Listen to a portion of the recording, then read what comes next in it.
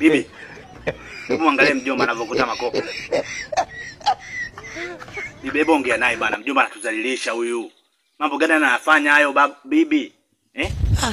Niache nachanganyikiwa. Sasa bibi unachanganyikiwa nini sasa?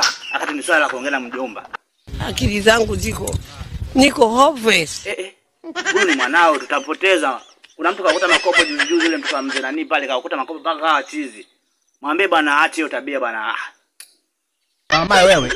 Takutaka nikuburuge vile kwa moja leo sasa. Mama wewe. Hebu acha ujinga bana mjomba. Nataka nikupiga kipigo cha mbwa mwitu.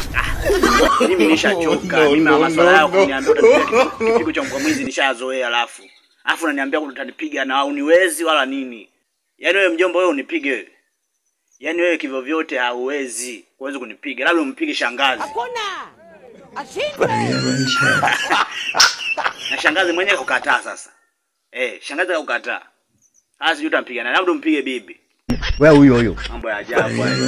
Mdogo. Unasikia mjomba anavyosema? Papaga ile lipopola vitu hizi huyo alikuwa ni wewe. Mimi ndakuta kukupunja kabisa nakufa. Najitaka. Ambia hata kama unatomba kwa na Oscar na filo mama yao hapa. Wewe unasemaje? Nikumalize. Mdogo mkazie, maana ni mpuzi sana.